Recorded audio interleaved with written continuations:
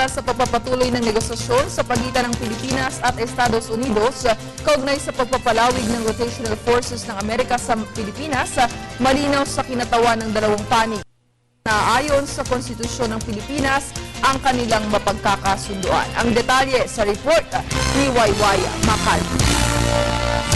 Muling iginiit ng Philippine Panel of Negotiations na mananatiling sakop ng ating konstitusyon ang binubuong Framework Agreement para sa increased rotational presence ng mga Amerikanong sundalo sa ating bansa.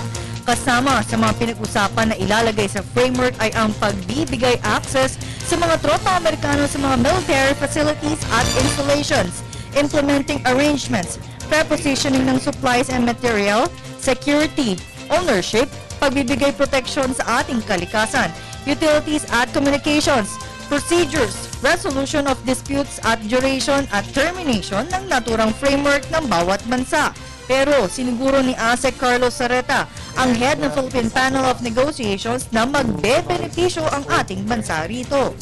Dagdag ni Sareta na walang nuclear weapons na makakapasok sa ating bansa. During this round, we were able to impress upon the United States delegation the importance of respecting the Constitution and laws of the Philippines.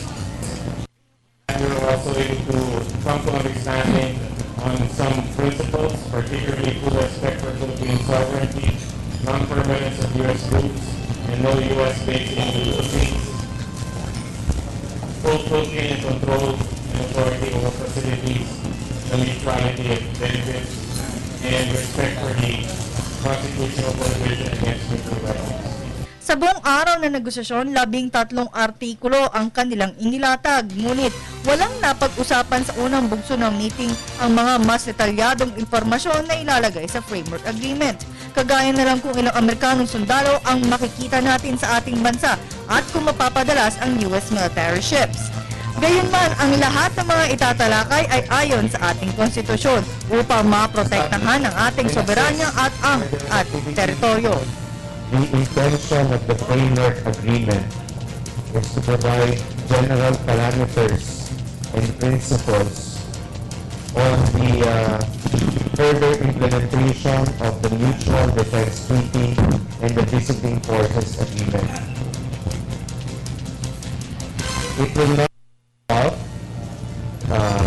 exact size and shape of the visiting troops and the visiting equipment from the U.S. Our AFP and your DND are able to screen and determine the ideal activities that would be consented upon by the Philippine government, taking into account the concerns or our objectives for further training, especially with modern defense equipment and other activities that would strengthen the alliance. Sa huling linggo ng Agosto, tutulak ang Philippine Panel sa Estados Unidos upang ipagpatuloy ang ikalawang meeting para sa negosasyon ng dalawang bansa para sa Framework Agreement sa increased rotational presence ng Amerikanong sundalo sa bansa. Para sa Telebisyon ng Bayan, Wayway Makal.